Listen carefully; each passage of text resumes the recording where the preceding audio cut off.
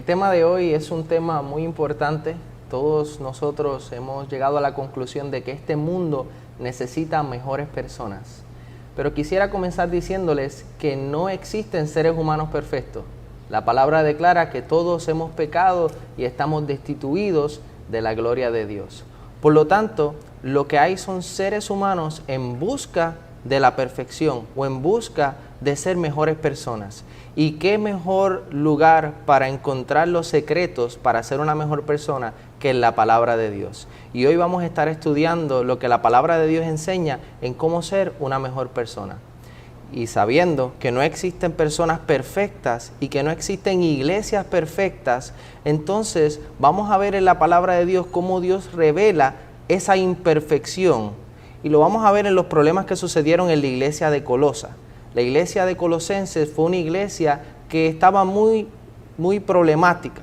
La iglesia encontraba una división muy grande entre dos sectores, el sector liberal y el sector conservador.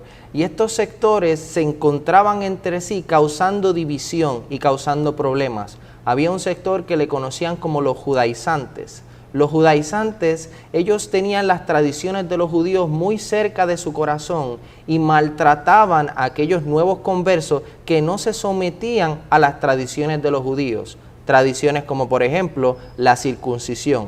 Aquella persona que no se circuncidaba según el rito de los judíos era menospreciada por los judaizantes. Aquellas personas que también no adoraban a los ángeles también recibían desprecio. Y aquellas personas que no celebraban las leyes ceremoniales también recibían desprecio de estas personas. Lo que causaba una división y lo que causaba un problema bien grande en la iglesia de Colosa.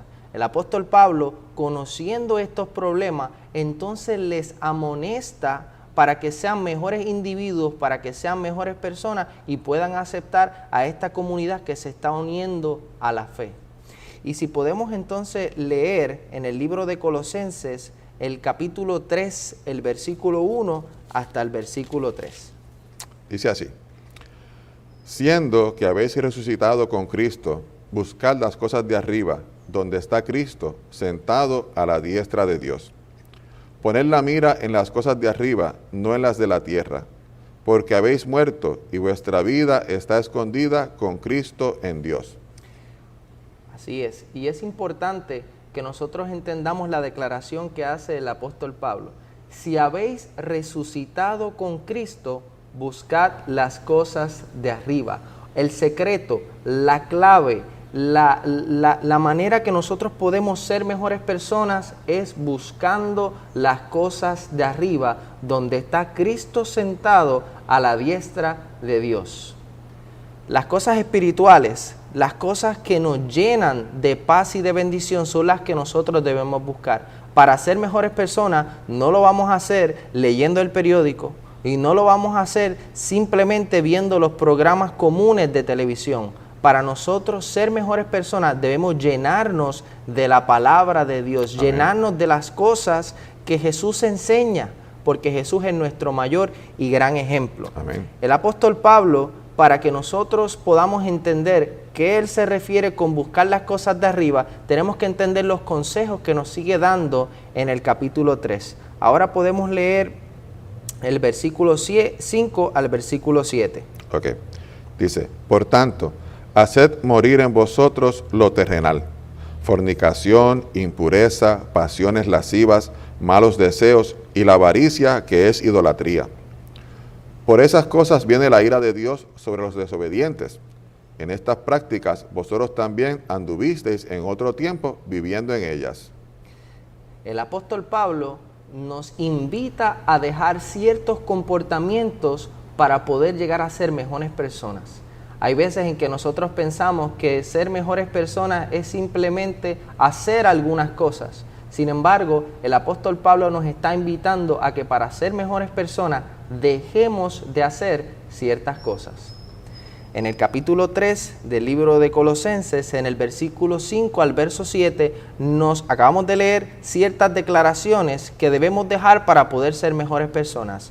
La primera que menciona es la fornicación. Esto es algo muy común que está afectando a la juventud de nuestro Puerto Rico y de nuestro mundo entero. La fornicación no es otra cosa que tener intimidad sexual con una persona que no es tu pareja legalmente o que no te has casado con esa persona. Y el apóstol Pablo rotundamente declara que no se debe fornicar. Además sigue diciendo la impureza. La impureza es similar a la anterior. Lo único que la impureza no es solamente un acto exterior, sino es un acto interior. Es aquella depravación mental que nos lleva a la fornicación.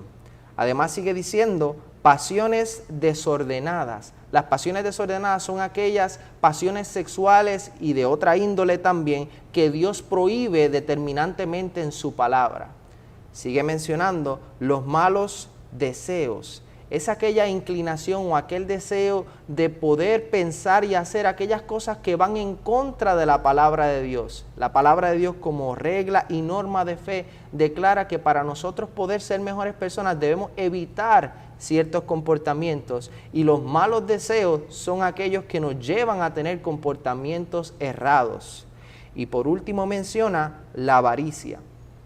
Y este es un problema muy común, y es ese deseo excesivo de poder adquirir propiedad, de poder adquirir recursos a expensas de cualquier cosa. Lo que tenga que hacer para poder adquirirlo, lo voy a hacer. Y eso es considerado también idolatría. Pablo conocía en carne propia las consecuencias de la desobediencia a Dios y las consecuencias de practicar este tipo de pecados.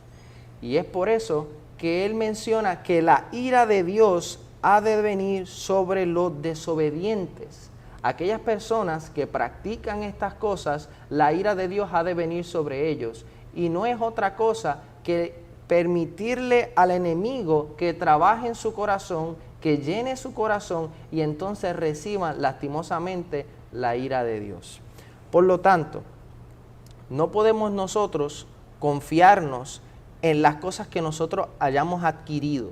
No podemos confortarnos con los logros que hemos hecho y decir, bueno, yo soy una buena persona. Yo he llegado a un punto donde yo no le hago mal a nadie. Yo trabajo, soy un hombre, una mujer de mi casa, yo no le hago mal a nadie. Pero el apóstol Pablo no solamente está hablando de que tú no le hagas mal a nadie.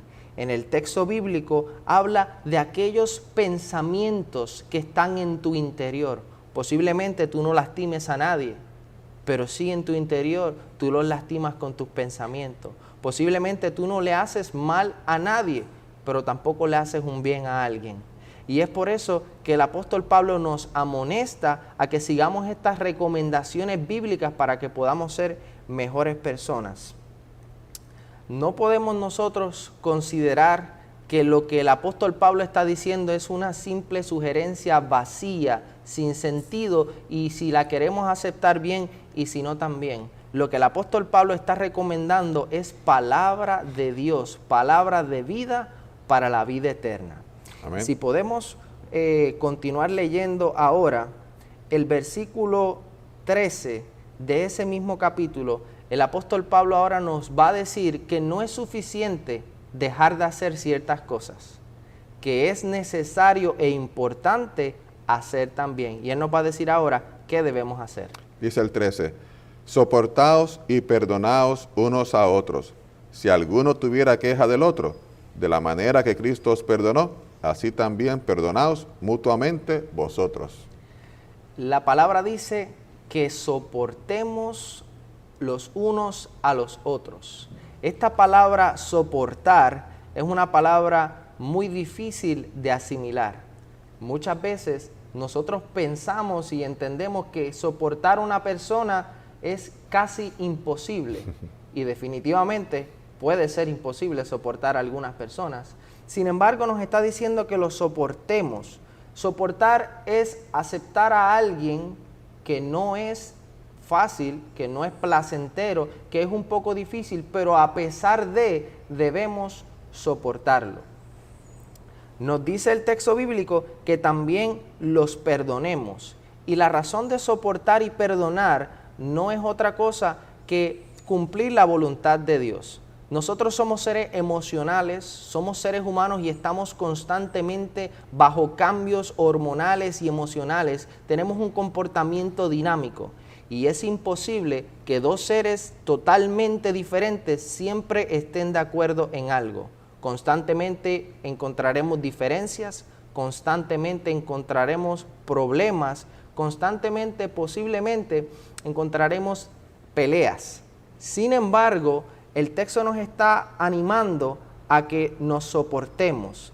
Y soportar es que nosotros evitemos un estallido de ira, que nosotros evitemos una pelea, que nosotros evitemos un confrontamiento con esa persona. Y esto no se puede llevar a cabo si nosotros no tenemos una estrecha relación y una comunión con Dios. Ahora imagínense que ustedes han sido afectados por alguna persona que ha jugado con su paciencia o ha jugado con sus recursos. Y usted está perdiendo la paciencia. ¿Cómo usted entonces se sentiría en ese momento cuando esa persona, luego de ser amonestado de su parte para que detenga ese comportamiento, sigue teniendo ese comportamiento? Y sigue irritándolo, y sigue intimidándolo, y sigue molestándole. ¿Cómo usted se sentiría? Lamentablemente no se sentiría bien. A nadie le agrada eso. Sin embargo, a través de la oración, a través de una comunión especial con Dios, nosotros podemos controlar nuestras pasiones, nosotros podemos controlar la ira y podemos controlar ese encontronazo físico que pudiéramos tener si perdiéramos la paciencia. Se nos hace también la mención de que nos perdonemos. Y esta palabra es muy difícil de decir, perdón.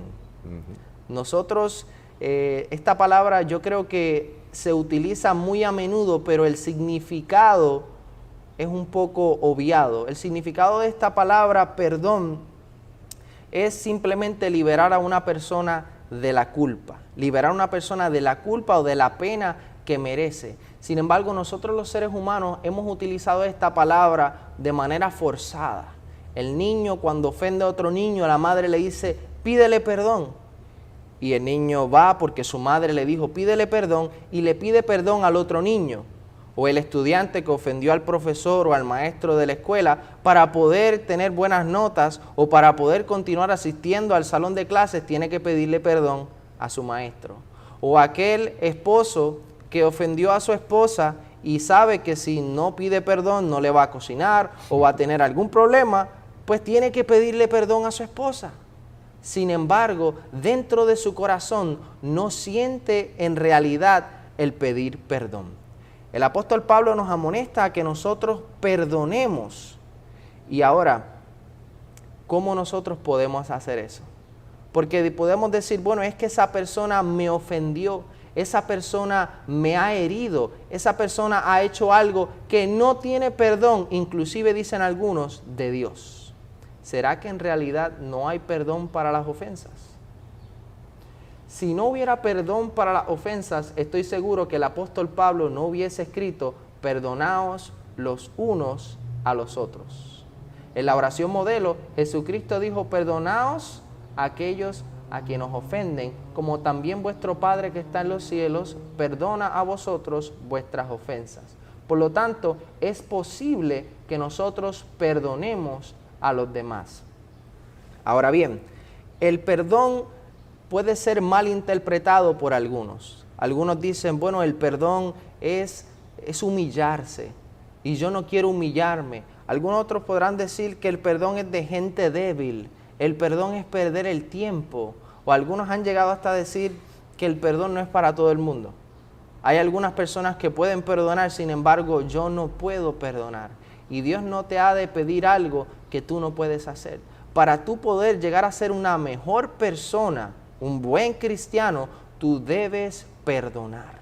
Debes perdonar a aquella persona que te ha ofendido. Y bueno, ¿cómo nosotros ilustramos la definición del perdón? Habíamos mencionado que era liberar a una persona de la culpa. Ahora imagínense por un momento de que usted se pasó una luz roja. Y al pasarse una luz roja, aparece una persona con unas bombillas azules alumbrando y lo detiene con una libreta en su mano y un bolígrafo. Y esta persona le dice que usted se pasó la luz en roja y que está dispuesta a darle un boleto. Ahora imagínense ustedes la frustración y posiblemente el sentimiento de ira que uno va a poder tener. ¿Por qué me pasé la luz? Ahora tengo que pagar una multa. Sin embargo, el oficial de la policía lo mira directamente a los ojos y le dice, ¿sabes qué? Te voy a perdonar la multa.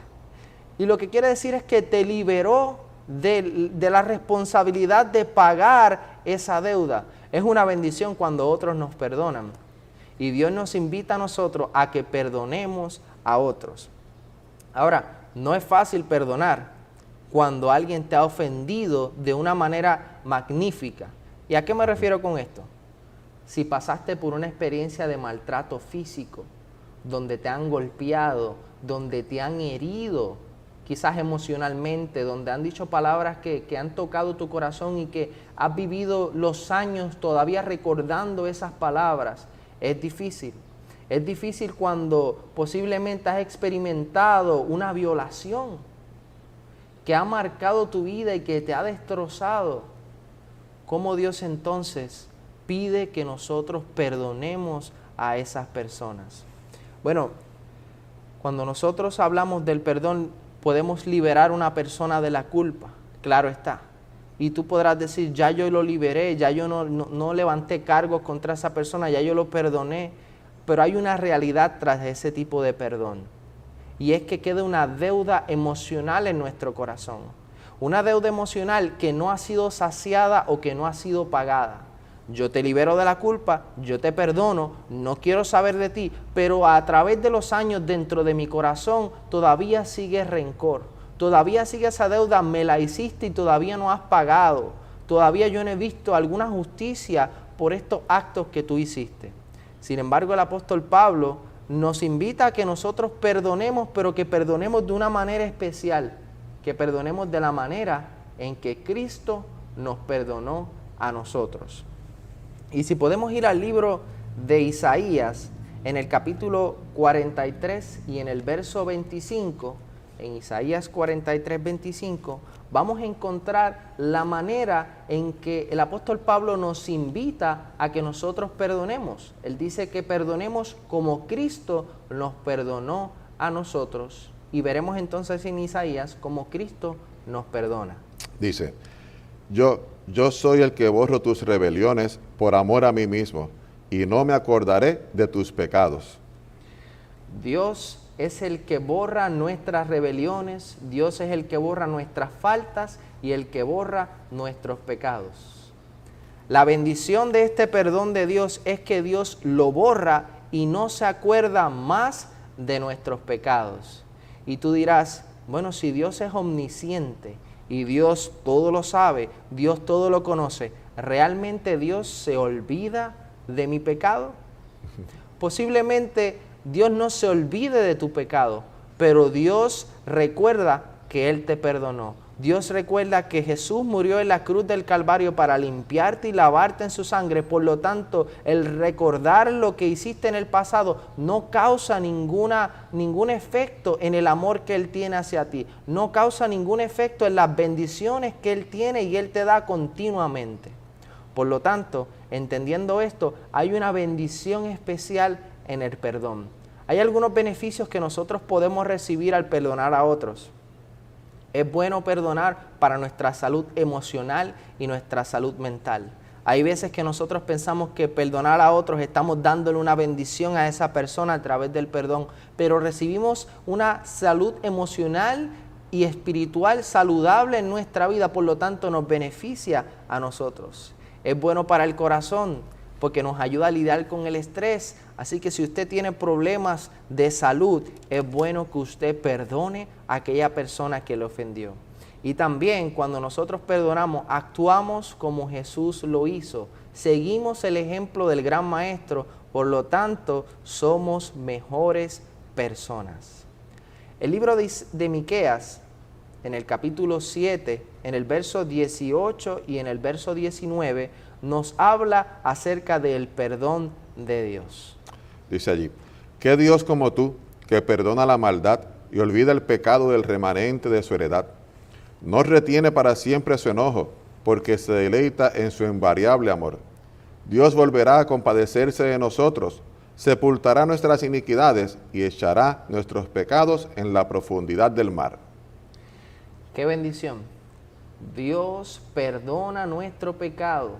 Dios no se acuerda de nuestras iniquidades, no retiene ese enojo, ese sentimiento de ira sobre nosotros, simplemente lo echa a lo profundo del mar.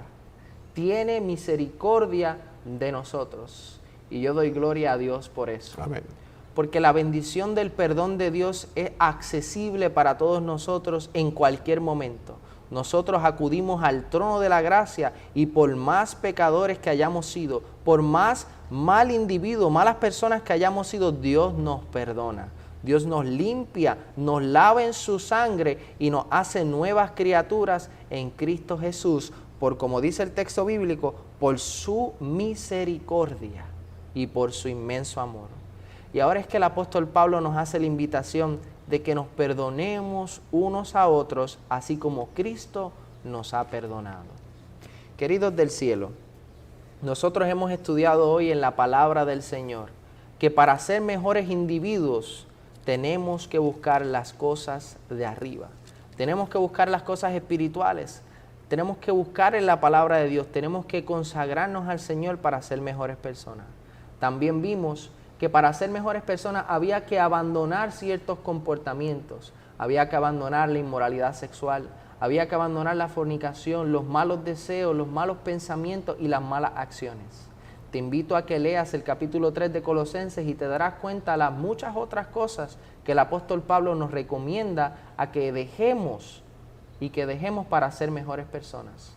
Pero no solamente nos dice que dejemos esto, sino también nos amonesta a que hagamos algo y nos amonesta a que nos soportemos y a que nos perdonemos. Y posiblemente hay muchas personas a las cuales tú y yo debemos perdonar en el día de hoy. Y el Señor Jesús te está invitando a que los perdones, pero que no los perdones como algunas personas perdonan, sino que los perdones como Jesucristo nos perdona. Y Jesucristo nos da un perdón completo, absoluto, un perdón que nos absuelve de las consecuencias de nuestras malas acciones y que nos da la oportunidad de tener vida y de tener vida eterna en Cristo Jesús. Amén. Así que yo te invito a que en el nombre de Jesucristo tú puedas leer este capítulo con oración y le pidas al Señor que te continúe mostrando cómo ser mejor persona.